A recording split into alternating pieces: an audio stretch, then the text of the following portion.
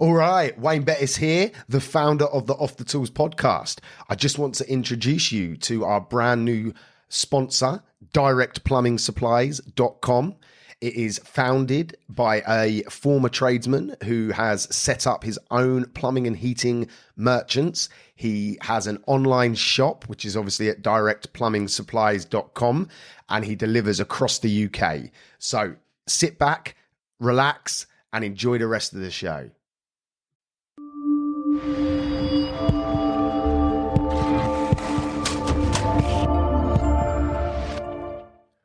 Welcome to this next instalment of the Trades Growth Summit. Today, I am actually have the pleasure of introducing this gentleman. He is the author of Life on a Thread. He was a former police officer, a former 21 SAS trooper, a Help for Heroes ambassador, a paddy diving instructor, and just overall, just such an inspirational guy. Welcome, Jamie. How are you doing? Yeah, I'm good, thanks. How are you doing? Yeah, good. The whole point of what we're putting on here is to raise money for Help for Heroes. So before we kick off, I just want to say anyone that can, please donate. You know, it's such a good cause and much needed right now. And Jamie has come here to share his story, share some lessons that he's experienced, all in the aim of raising money for Help for Heroes. So please make sure you do that. So Jamie, I'll hand the baton, so to speak, over to you, and let's have a listen. My pleasure. Okay, so when I turn the clock back, and one of my very earliest memories, I'm about 6 years of age, and I've got my face pressed up against one of those metal mesh fences. You know, the kind of fences that form the perimeter or the boundary of obviously something important if it's a metal mesh fence, quite a high quality. And I'm staring at this fence and I'm looking through it, and there's barbed wire running across the top. And it was none other than the boundary fence of Luton Airport. And back in the day, you could get quite close to the action. So there I was, 6 years of age, stood on the outside of that perimeter fence. My little brother to my right-hand side, my grandfather to my left-hand side. And my grandfather had given us this broken pair of binoculars. So we had half a monocle each, my brother and I. Meanwhile, he had the shiny new, big fancy Gucci pair. And we were effectively staring downrange through the fence beyond at the active runway of Luton Airport in the distance. And the pilots were busying themselves, throttling up the engines. The noise, I remember, was incredible. The atmosphere, the noise of those jet engines. And I was receiving the backwash of the kerosene fuel coming back downwind into my nostrils. And I'm thinking, wow, this is incredible. This is exciting. This is really quite something. And that kind of memory resonated with me for quite some time. And I figured that maybe one day I wouldn't mind having the opportunity to perhaps learn to fly myself. And indeed, perhaps that's where the inspiration and the seed for aviation was born within me. But fast forward, and life does often take some different twists and turns along the way. And then I was growing up in school, and I actually found that I was quite blessed in the physicality department. So I was very much a keen amateur sportsman, interested in football, rugby, athletics. In the summertime, I used to try and participate in a bit of cricket, but I was a lousy batsman, for the record. But I was a very keen sportsman. I used to try all sorts of different things and put my hand to it. And I found that I had a bit of a skill set when it came to endurance. I can remember a fun run in the school field, and we were raising monies for some local charity. I think it could have been a local hospice in the town where I grew up in Bedfordshire. And we were asked to do a lap of the field, and then we could earn, I think it was like 50 pence back in the day. And I set myself this target. So there I was running around the perimeter of the field, and they were pretty much half a mile loops of the school field. And I ended up running and running and running. And I ended up doing something ridiculous, like about 40 laps of the field. So I ran about 20 miles and thought, when, thinking about it for, realistically for an 11, 12-year-old kid, that's quite an ordeal to push yourself in that way.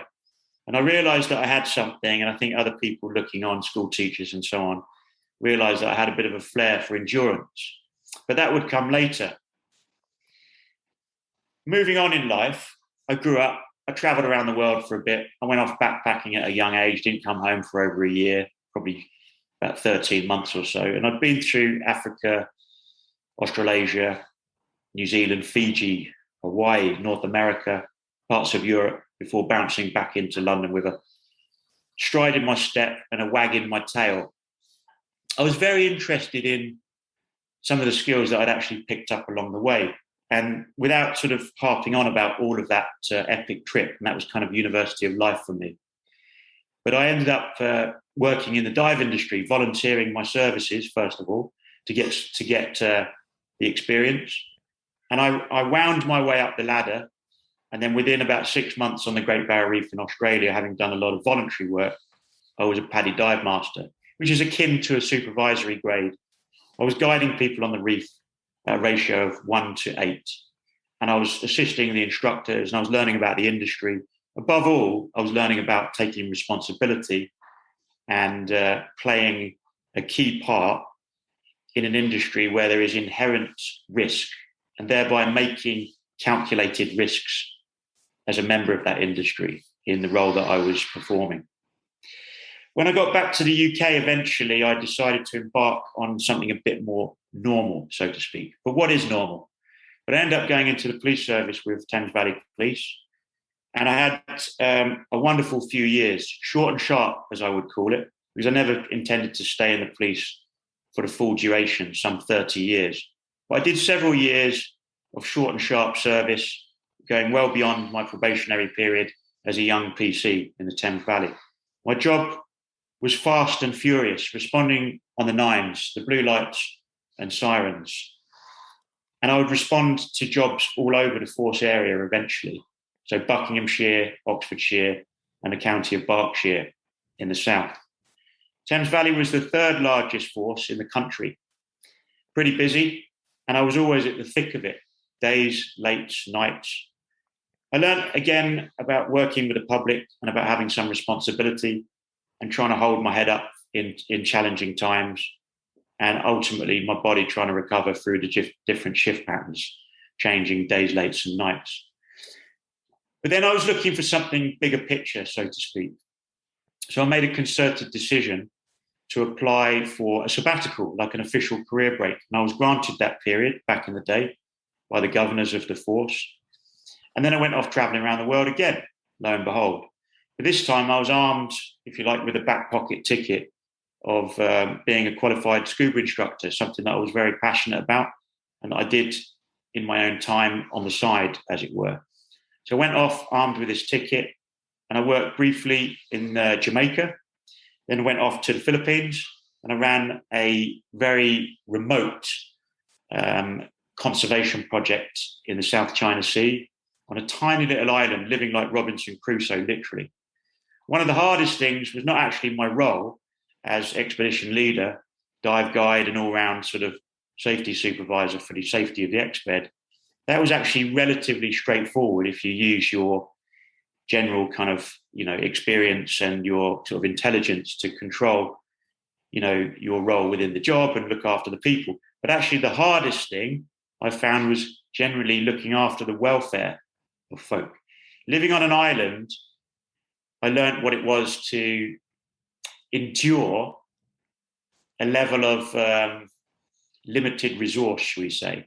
So we had blue barrels of water that we had to bus into the island every single day. Not easy, because you've got 50 thirsty mouths to support. And feeding as well was often difficult. Everything had to be shipped in. There was no running water. There were no mod cons. There were no refrigerators. This was early millennium in the year 2000. So life in the Philippines back then was definitely quite limited. And certainly the resources were very much lacking. You had to very much plan ahead and think on your feet. in order to sustain up to 50 lives at any one time on the expedition when it came to feeding and hydration, particularly. So I learned an awful lot about looking after my contemporaries or my oppos on the expedition. And ultimately, it taught me about digging deep within myself to find it within myself to, if you like, sustain morale when times were a little bit challenging and times at times could be somewhat difficult compared to normal life back home. When I got back to the UK following the expedition, I felt pretty, happy in myself. I had a spring in my step. I wanted to take a sabbatical, or rather, on using the sabbatical, I wanted to use a little bit more time to effect. So rather than just keep swanning around the world doing different roles as a diving instructor, I decided to embark on some higher education as a mature student, now in my mid-20s. So I went off to the University of East Anglia, and I embarked upon a languages degree, specifically Scandinavian. And some might say that's a bit bizarre, that's a bit weird, but I did have some influence on my mother's side of the family. And I was always somewhat curious. So I thought this might be quite cool. I'll go out to Norway and I'll live the dream. I'll live in the great outdoors. And that's exactly what I did. I managed to blag myself working in a centre that predominantly taught me nothing but mountain rescue type skills and working with scenarios in the mountains. I learned about ice. I learned about skiing. And I learned about all of the important drills and skills of working in the mountains within the Scandinavian climate. And it was a wonderful learning curve for me. I remember being like Bambi on stilts when I was first taken to the slopes in Norway, but with some coaching, with some experience from the local guys, before long, I was not only alpine, but I was telemark and langlauf and all those kind of weird and wonderful techniques that the Norwegians pretty much invented some 1,000 years ago. But I learned skills, and it's not so much of a boast, but I'd had quite a full, a rounded and fulfilled life, certainly up until my late 20s. And then when I came back to the UK, what I didn't mention, that in my first year, I joined something called the Cambridge University Officer Training Corps, which was just down the road, and we attached to them.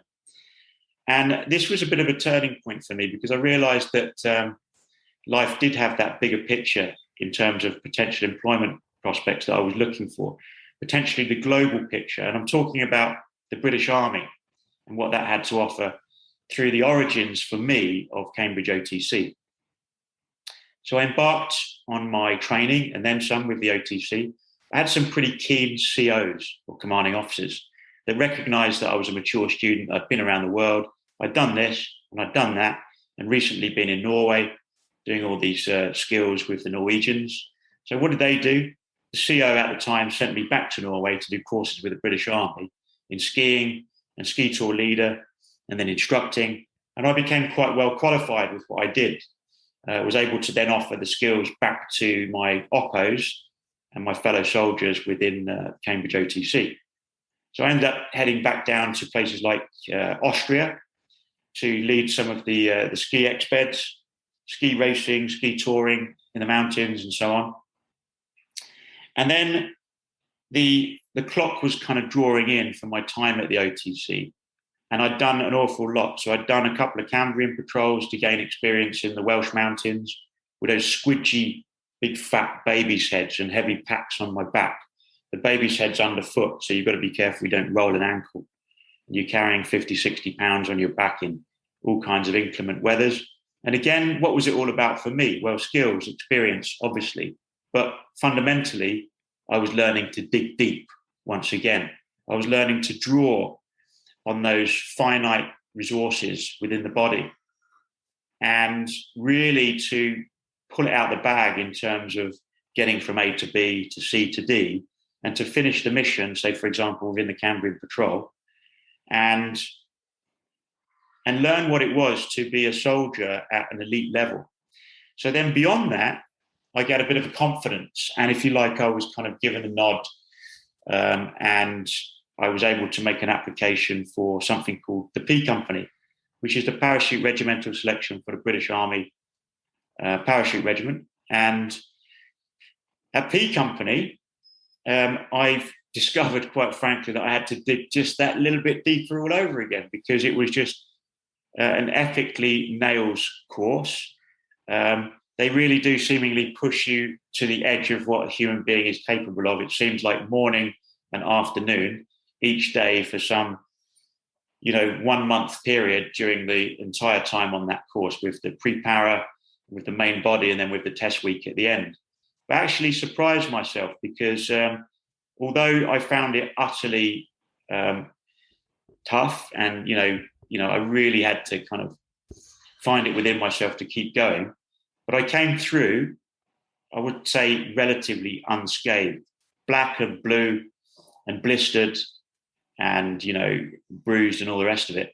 But I did come through with a relative, spring in my step still, although I was pretty beaten up, as I mentioned. But that also gave me the confidence as to, okay, well, that was P Company. And then what could be next? Okay, what could be next? I still wasn't quite finished with my time in the OTC, but what could be next? And I guess I'd found the understanding within myself and the reasoning that something deep down made me tick, remember, in that endurance sense. And I got a real wag in my tail, if you like. When the going got tough, I kind of stepped up a gear and I was able to deliver. And again, it's not so much of a boast. It was just, I guess, the kind of individual that I am. And I recognized how I was made as that said individual and what made me tick.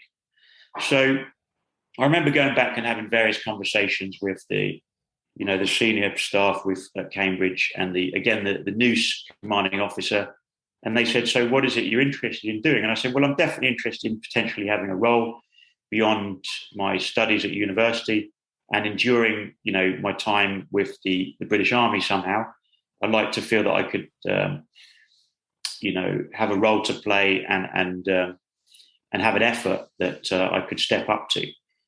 And then we had various conversations, like I mentioned, and then the task or the goal came up with an idea for me to actually put myself forward with their recommendation for UK Special Forces. And I hadn't really thought about this myself, but admittedly, I'd read a few books, and I thought, my God, I'd read some of these accounts and they sounded just horrendous. And I know I'd been through a few ordeals up until now, but nothing like that. And I thought that if I could, maybe stand a chance on selection, it was going to be a very small chance, because of the accounts that I'd written. It kind of almost scared me off. But then another part of me thought, well, nothing ventured, nothing gained. You've done what you've done to get to this point within the unit, and you've done a few sort of ticks in boxes and various experiences, and you're still here, and actually you were pretty successful with what you've done in the past. So I genuinely thought, nothing ventured, nothing gained. Sometimes in life, ladies and gents, I realise we've got to put our best foot forwards. And if we do that, then we might just surprise ourselves. So that's precisely what I do. With a little bit of encouragement and a bit of self-confidence and belief, I was able to put my best foot forward. So I embarked on a long and arduous selection programme, the longest in the British Army, some 13 months as a reservist. And it's split into two phases. The first phase within the mountains for 6 months, or the hills phase. And the second phase, well, let's just say that's sort of weapons and tactics. And again, it was a kind of a repetition of what I'd already done. But the difference was, in the mountains in the first phase, it was all about me as an individual, testing myself as an individual on my own, solo. And that was the fundamental difference. For the first time, I was now really on my own, without that close-knit support network, and I was testing myself. And of course, they were looking at me under a magnifying glass during the selection process for 2-1 SAS specifically. So I kept trudging away, remember, over those baby heads and over those mountains, crossing rivers and working in all sorts of frantic weather systems, day and night, for the first 6 months. And then I came through the test week, again, beaten up, black and blue, blistered and bruised. But I got to the other side, and the belief was still there. the light was still burning. And I thought, you know what, if I stay hungry for this, I might just be able to hold on and I might just have it in the bag. So I kept pushing and the numbers kept dwindling around me. We started with a big number and we ended up with a very, very small number of guys left at the end of it. And to my real astonishment, the fact that I'd really, really dug very, very deep, I was still there after 13 months. And I did surprise myself by actually getting badged. And then I was in the unit. And then for several years, heading up with operational training tasks all over the world. I literally bounced from pillar to post, it felt like. And I was in and out of different locations, from Central America to back and forward to the States with US oppos and contemporaries, to deepest Africa, to parts of Europe, and indeed the cold, blistering cold back in Scandinavia, this time up in the very, very northern reaches of the Arctic Circle, and temperatures down to negative 45 degrees Celsius. So I had a lot of experience all over the world, from negative temperatures to plus temperatures in the deserts and the jungle and so on. But what was this all about? What was this all about for me, Jamie Hull? And call that version 1.0, the old me. So what that was all about, quite frankly, was me, my life, getting the most out of life, grabbing life by the horns, fulfilling the ride, living the journey, living life. And that's what it was all about. And I never stopped. And I lived that life as best I knew how. And I kept pushing. And I was proud of the role that I held for a short number of years, only 5 years with the forces, 7 years overall with the previous unit. But very proud of my role, and nice to be able to say that, yes, I did it to an extent.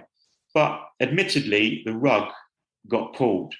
And sometimes, and it's not necessarily in our control, life can turn on a sixpence.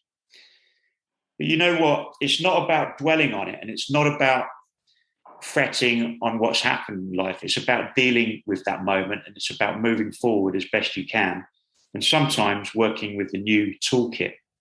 So this is what happened to me. And in the summer of 2007, I was just about to embark on a tasking out in the Middle East. And that never quite happened for me, because I had a self-fulfilled personal ambition to wish to or want to learn to fly. That was the desire. And remember, that probably harked back to that very early childhood memory. Remember, with that broken monocle from my late grandfather, and hence the inspiration there. And I remember specifically thinking, okay, well, we've just been given the nod to go to Afghan. And I'd been working with the regiment for long enough to know what the risks were, and to know that there's a chance that I might not be coming back. So I thought, you know what, guess what? I would like to fulfill this personal ambition that I've always considered and pondered on in my life. That was to learn to fly. So I thought, not just talk the talk, but walk the walk. I went to the US Embassy in London. I got my visa, which was a tricky task in itself, persuading the authorities that I wasn't a threat, remember, post 9/11. And I'm a foreigner wanting to learn to fly in US airspace for all intents and purposes. I chose to go to America because of the likelihood of a better meteorological window or conditions, weather, in other words. I wanted the weather to be better all round, give me that window, versus the UK, which could have just hit me with torrential rainfall over a dodgy summer. You never know. So I chose to go to America, got my visa. I'm going to fast forward 1 month now. And I'm there pinching myself at altitude. I'm in the left-hand skipper seat of the aircraft. I'm now qualified to fly solo on my own in the cockpit. I look left out that canopy window. I look forward, look right, look left again.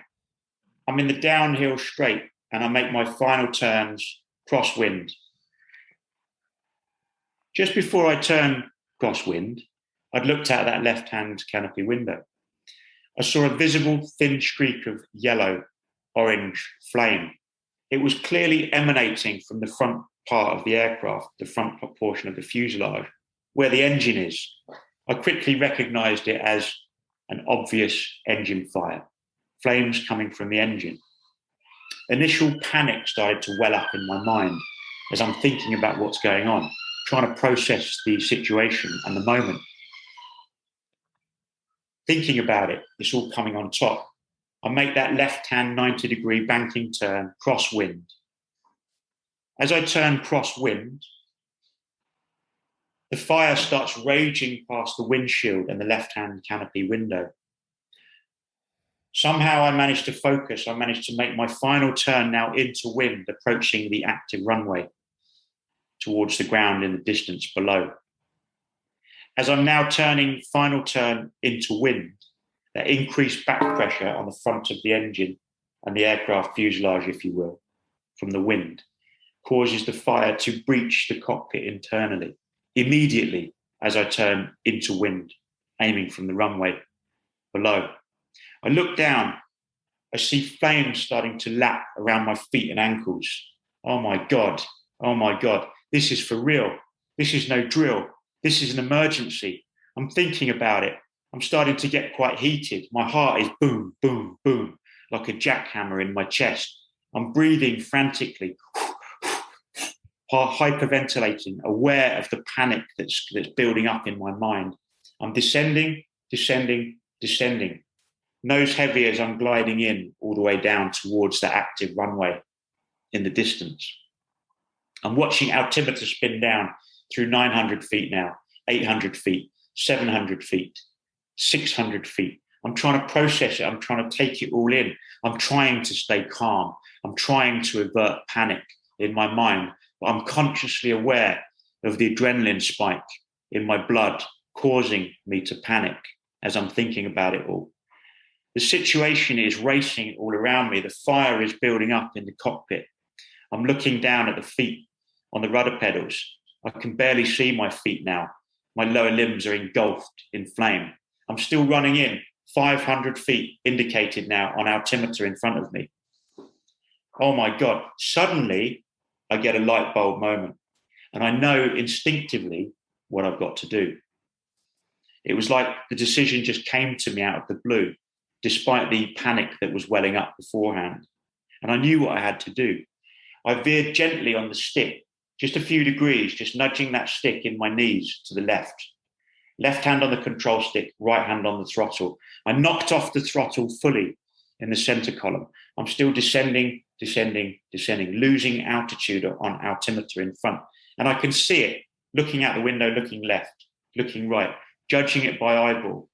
I'm veering in now towards a grassy embankment in the distance, away from the concrete runway below. Still descending, judging it purely by eye. A couple of 100 feet above the ground, I've got the tower in my ear looking for an update. I rip off my headset. I toss it in the opposite footwell so it's out of my way. I'm a bit concerned about the flex lead cable being a hindrance. I lean across. I open the left-hand canopy door. I have to elbow it and punch it and strike it with the heel of my hand because it's still held down by some wind from exterior. Luckily, I managed to nudge the door to the open and vertical position, a bit like a Lamborghini-style car door. That's good because the door is now open, but it's bad because there's an increased windage coming into the cockpit. What does that do? It grows the flames all around me. Suddenly, flame is blowing against my face and my neck, and literally it's around my ears. I'm hyperventilating hard. I'm trying to protect the corner of my mouth in a vain bid to protect my airway from flame ingress. I've got one eye shut, also in a vain bid to protect my eyes behind the wraparound sunglasses. I'm hyperventilating, one eye shut.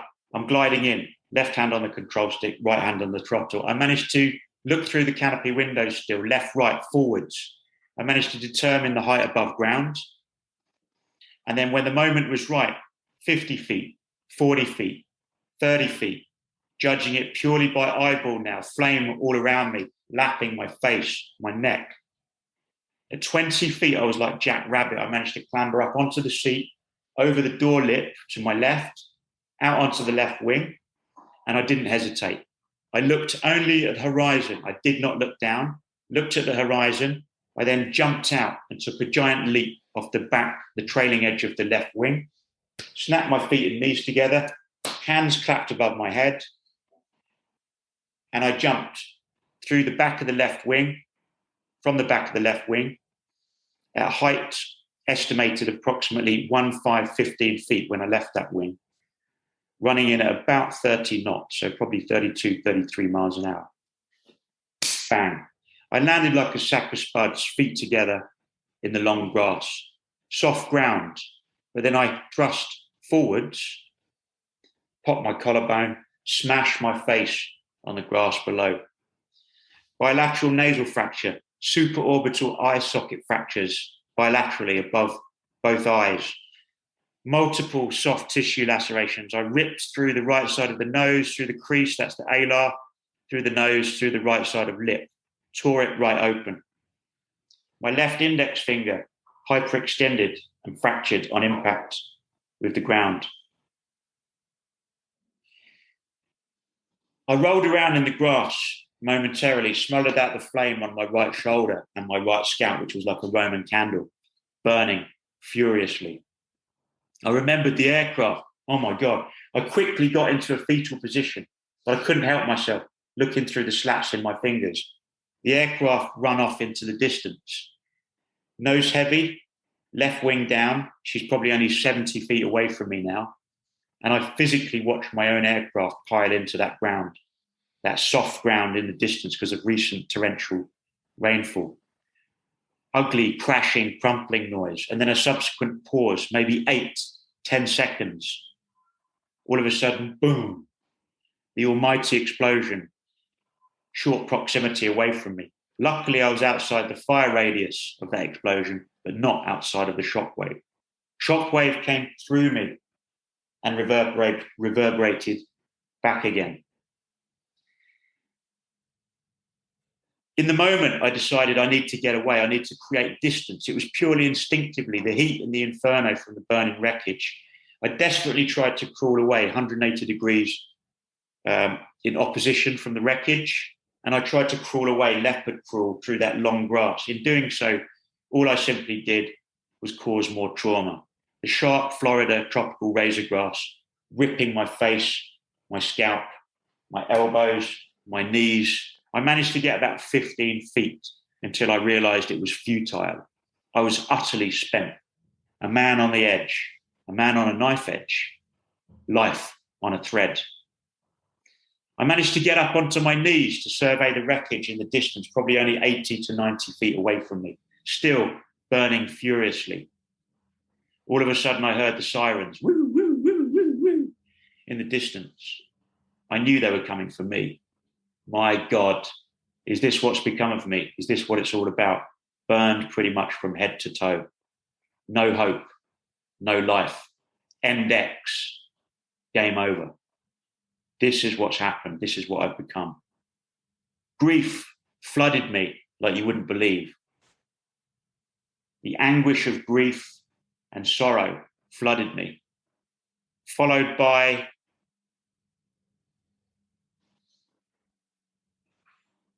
despair, sorrow, reminiscing about the past. Everything came flooding in because I had time. This wasn't an instantaneous trauma. I had time to think about it, time to think about the aftermath. The worst situation on the planet, having just witnessed it, experienced it, and then you're mulling it, you've got time to mull it all over before the emergency services arrive. The pain was simultaneously indescribable, off the charts. That's all I can say, because no words could give it justice in terms of what I felt that day. But somehow I hung on. Despite all of that, I hung on like a mouse on a thread. And I knew my life was in the balance. And I waited. And the ambulance grew closer. But it wasn't just the ambulance. It was a full-scale emergency response. Police, fire, ambulances. All of a sudden, the ambulance guys got to me. They must have hit me with morphine because life was pretty damn good. And I remember thinking, wow, this is incredible. But I knew in my subconscious that it was bad. It was very bad indeed. Another 5 minutes later, they wheeled me over some rough ground in the back of the ambulance. And then all of a sudden, the unmistakable and the unmistakable downdraft as well. They moved me into the back of a chopper, and then they airlifted me a short distance, probably some 25 minutes through Orlando airspace. I got lucky at this point. Following the questioning, hey man, can you confirm some details for us? Just tell us your name. I told the guy my name, the doctor in the back of the hospital. He'd introduced himself. Your date of birth, sir. Can you confirm your date of birth? I told him my date of birth. Do you have an insurance policy, sir? Yeah, mate, I've got an insurance policy. Shortly after that, arriving in the hospitals, the curtains came down and it was black. It might as well have been black of the ace of spades. But I did not know what the future held. And as far as I was concerned, I wasn't necessarily going to make it. Little did I realize that they'd placed me in Orlando Regional into a drug-induced coma because of the severity of the burns that I'd endured. Some 63% third and fourth degree burns. And to give you an indication of how bad it was and what they had to do for me in the States, the medical bill some 14 years ago totaled 2.7 million US dollars. So it gives you an indication. That's why I mentioned that. Somehow through the darkness, I was able to hold on, like I mentioned. 6 months later, I wake up in Chelmsford in Essex. And all of a sudden, I've got an Essex nurse bending my ear. And she's talking to me in my ear. I can't see. The eyes are still somewhat traumatized. There's this dense fog. And my ears are the same. I don't hear too well.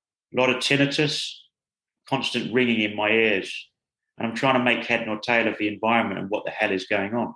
But I'm somewhat confused because I remembered an American voice beforehand, an American nurse. Now, all I get is, all right, Jamie, got to get you moving now, my love. Got to get you moving. Got to get you up and about.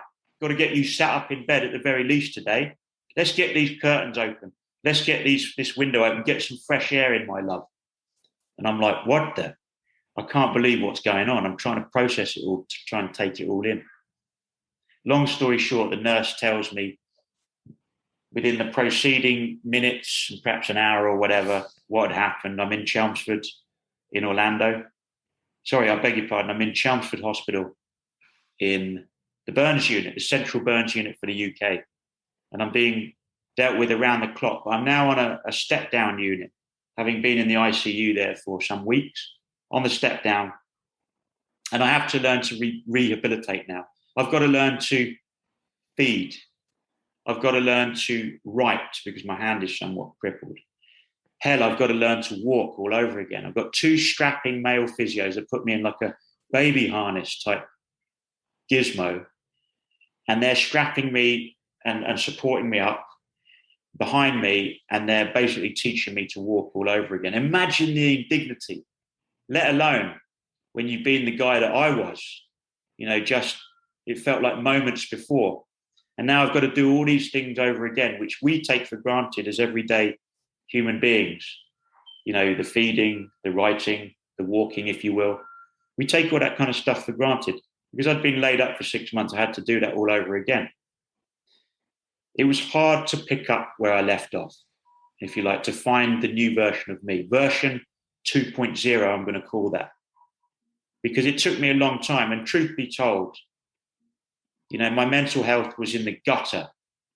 And I had to really dig deep to try to pick my morale up every single day and try and work with that, as well as the physical side of the rehabilitation. 18 months later, and the truth is I wanted to check out. But I kept going and I kept fighting. And there was some encouragement along the way from friends, family, medical intervention and professionals. And ultimately, the will has to come from within. And that's what I learned about. I learned that you have to hold on. You have to dig, especially deep. That with the encouragement of those around you, you can fight through. And that's what I learned. And then came the intervention of some charity that got behind me. So smaller charities at first, and I was a beneficiary of a couple of smaller charities. Um, there was Blesma, there was the Pilgrim Bandits, and then Help for Heroes came to my aid in addition. And they invited me, first of all, on a couple of sporting challenges. And you might think, my God, well, what was all that about when the guy had been laid up for 6 months? But by this stage, I was actually a year and a half on, and I'd already learnt to walk all over again, and I'd been pushing myself in the local area. And I was back up to walking 8 miles per day. So this is where it starts to get at least a little bit more uplifting, the narrative, as it were, and version 2.0. And I learned to walk, and I learned to push myself, and I learned to push those boundaries, and I learned to push the envelope of what I was kind of capable of each day. And by the end of the second year in the hospital, I'd pretty much learned to walk. But by the end of the third year, I was walking 8 miles per day within the local area, back in my hometown in Bedfordshire, using the local environment. So woodland to get a bit of, all-terrain sort of footwork in, as it were, a bit of gradient underfoot as well. And, not just the local woodland, but I used the canal towpath. So with the local environment, I made use of it. I followed the Grand Union Canal towpath because it went on and on and on, and I could get my miles up there, and I could kind of tick those miles off, and I could feel better about my recovery. And you know what? That promoted my cellular recovery and my metabolism. And then I was able to increase my appetite, and I was able to eat more as a result, and then in turn promote the healing in the sense of the cellular recovery of my skin. And the healing was, should we say, somewhat accelerated as a result of my sheer determination and activity, I would suggest. So the moral of the story is I was able to get myself off the sofa and really start pushing and keep pushing. And that was what it was all about for me in terms of healing, recovery, rehabilitation. And I guess when some of the personalities at Help for Heroes realised that I was quite motivated, first of all, they offered me a place on the London Marathon. And with great will and determination, I was able to actually bounce around that London Marathon in 6 hours and 15 minutes. That's not bad for a bloke that was rendered with partially paralysed feet from a loss of muscle, nerve, and sinew, courtesy of surgeons in America. But it was either that or they were going to have to amputate both of my lower limbs because they were so deeply burned on the front side from the cockpit burn. So it's a significant story, I would hasten to add for the listeners, in terms of a very long-winded road and some 3 years in the medical sense, because I didn't really fully get out of hospital. 2 years inpatient, a year at home, but constantly back and forward for surgeries. I had 63 surgeries under general anaesthetic. So in other words, they needed to knock me out, put me to sleep 63 times in order to repair me, to a multitude of skin grafts, be it human donor skin, pig skin, artificial skin, and you name it. But I had all sorts of orthopedic jobs, so elbows,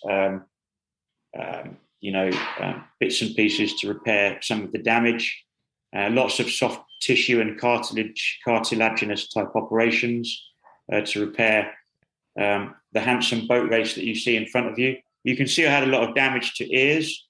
Unfortunately, they couldn't really get that back unless they take a lot more cartilage from my ribs, and I wasn't too keen about that.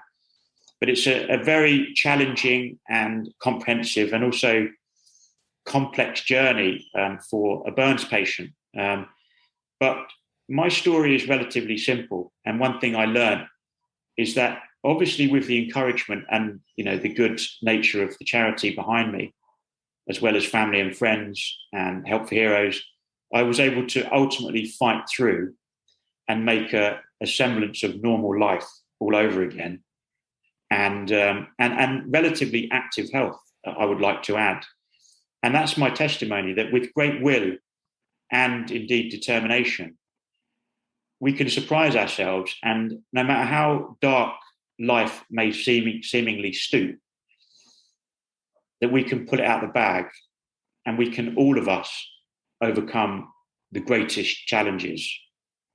And that is where I'd like to leave it, ladies and gents, and hopefully having given you some food for thought and make you realise that if you're having a bad day, just think of me, Jamie Hull, and the life and the experience that I've been through, and that, hand on heart, I can honestly say this is version 2.0 because it was that much of a life changer.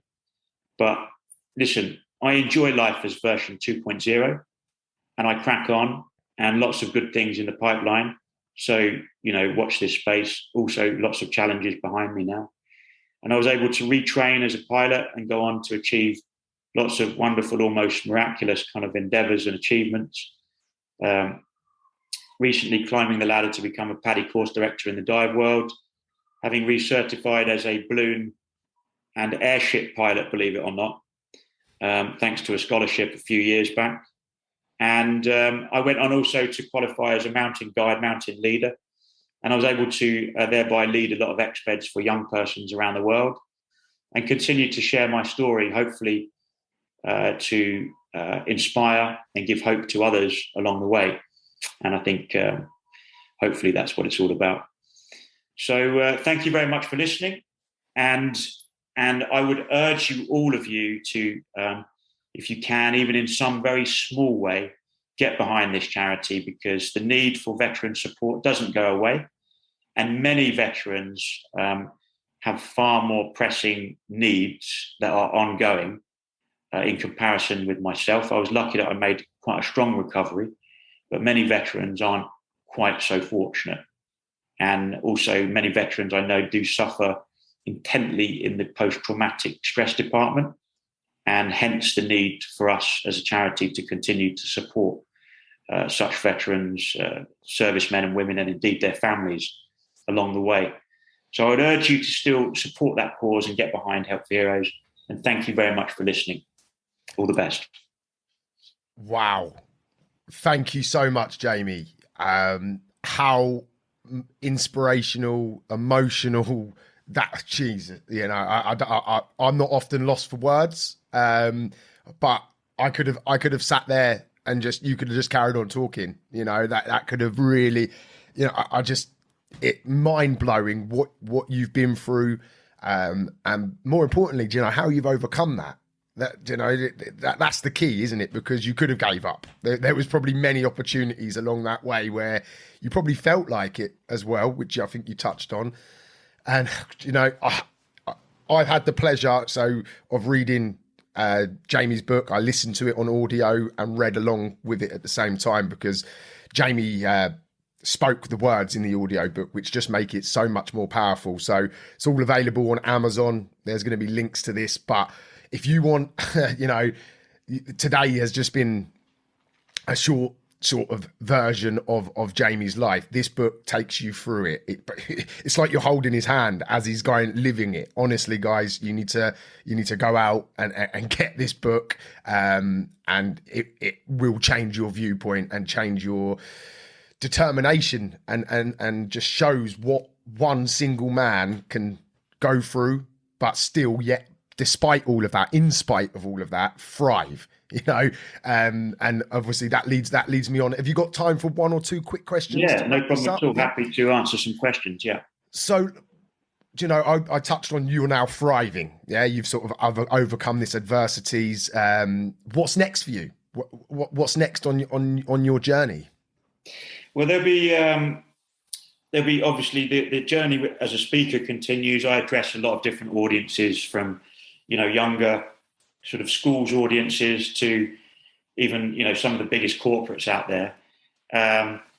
It's a privilege to be able to share the story and to hopefully give some nuggets of inspiration to listeners out there, and just give them a bit of hope. Really, I think that's what it's all about.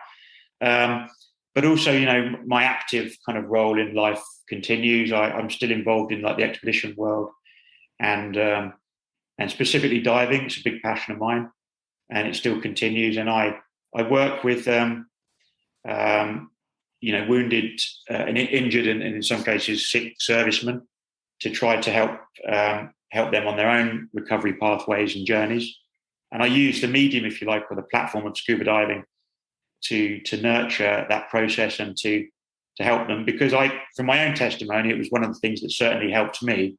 And I got back into my diving, and let's just say the saltwater environment was really beneficial and therapeutic, and everything to my mind, and helped to progress the healing of my skin because of that mineral balance in the ocean. And I got a tremendous amount of that. So I hand on heart, realized that it could help others, hence why I was able to push myself further in the industry to be able to give more as a senior instructor. So I do work with some pretty injured service personnel. That's kind of what I specialize in. And I'm working with a gentleman that I'm going to be testing just this week. And then subsequently, if it works out, I'm going to be taking this particular serviceman out to the Caribbean. And not because I'm looking for a jolly, but it's because it's more conducive to comfort for the subject, for the guy that I'm working with. And it's a nice secluded and protected body of open water, and the temperatures are nice and warm. And it's far more, as I say, it's far more conducive to their comfort and their enjoyment. So a lot of my work is typically in the tropics. I wouldn't entertain, for example, what I do in the River Thames or indeed in the English Channel. So I do get away from time to time. I quite enjoy that, but ultimately it's nice to help other people on their journeys and with their recoveries and so on. So yeah, lots of things going on, and it's nice to keep motivated in that sense. But I remain active. I'm not quite the sort of high-speed soldier that I once was because of injury and a bit of disability, but I don't let it hold me back. And I enjoy being active. So I enjoy walking or hiking. I enjoy push bike, riding the bicycle but I'm a bit fair weather cyclist, only the sun shows itself. And I really enjoy swimming as well. It kind of links in with my passion for the water. I like to keep strong in the pool and probably do at least 2-3 solid swimming sessions per week. And I like to sort of do the endurance in the pool and bash out a few lengths, and I get a tremendous amount from that as well. So yeah. Yeah, sounds like you've got plenty to be involved with going forward and keeping very active. So it's just amazing. This question's just a bit of a random one.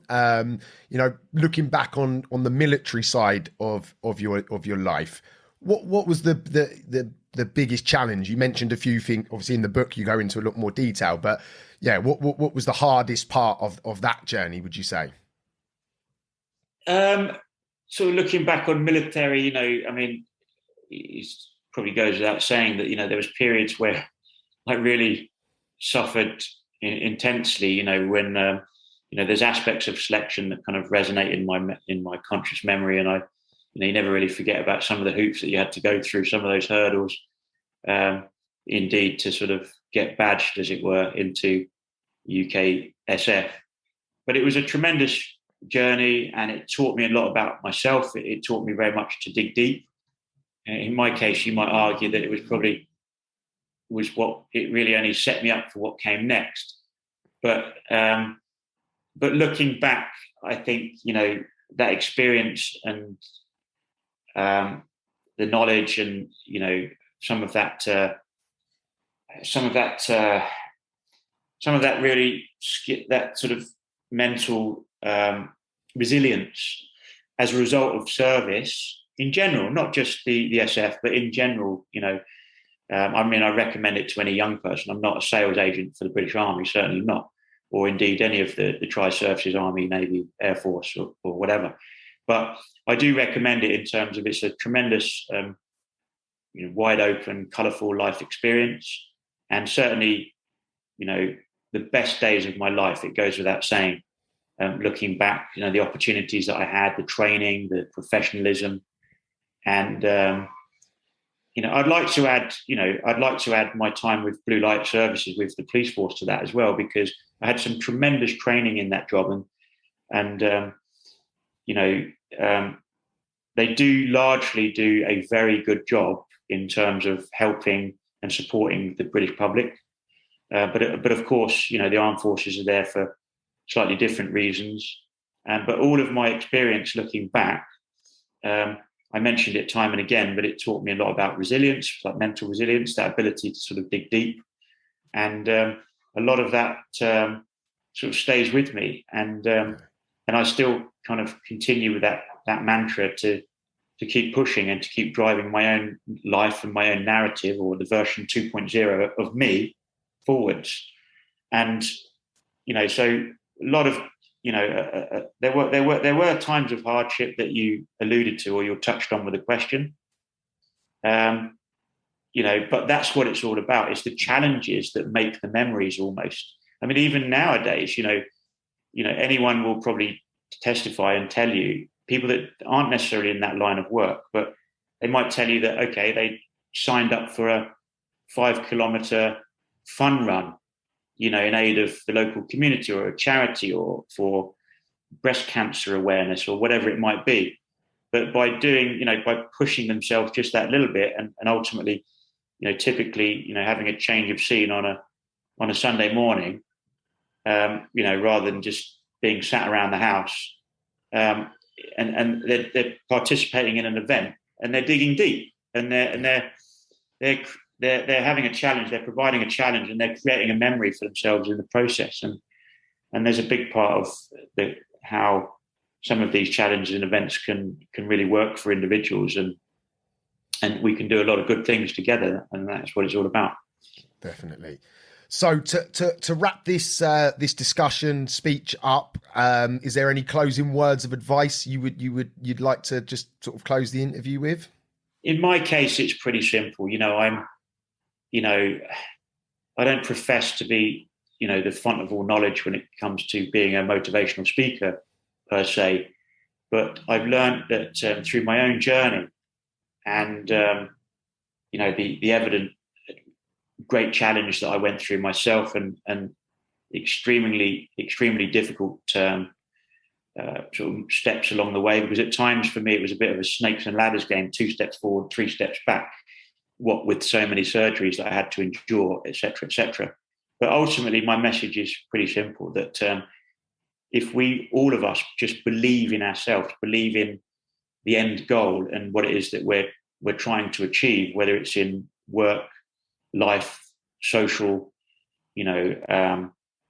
or whatever the project might be, then we ultimately, by kind of progression and that will to win and that will to keep pushing the boundary and get to an end goal, I think all of us can, figuratively and metaphorically surprise ourselves and pull it out of the bag.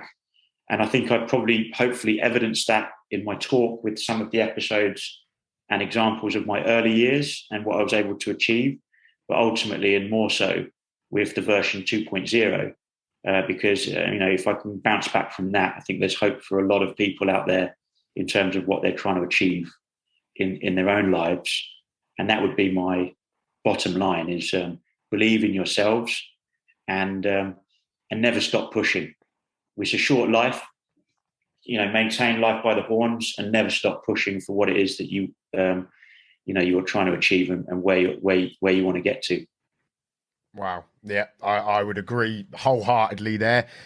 So again, Jamie, I really, really appreciate you taking the time out to come and help us on this project that we're doing right now. Again, honestly, you've got to go and get this book. It is very, very powerful. You can get it on Amazon, so make sure you go and pick that up. And yeah, that's the end of that one. Lovely to get to know you, Jamie. And yeah, I'll be following your journey from now on across the social medias. So thanks for being here. My pleasure. Thank you very much.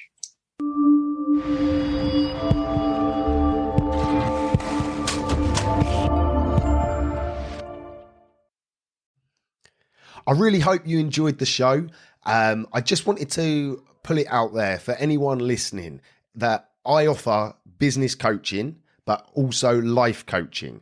My life is centered around something called the 3 Bs, which stands for body, business, and balance. When you work with me as a coach, we tackle all 3 aspects of life. So you as an individual, body, mindset, health, fitness, knowledge, education. Business B obviously stands for your business, improving, maximizing opportunities, elevating, making more money. And balance stands for for friends, family, loved ones, making time for everything in your life. And the 3 Bs is the core element to that. If you'd like to learn more, I would ask you to reach out to me on Facebook, Instagram, TikTok, wherever you might be consuming my information. Or you can email me directly at wayne@offthetools.co.uk. I'm here waiting to assist you to elevate across all aspects of life. Have a good one. No excuses. Let's go.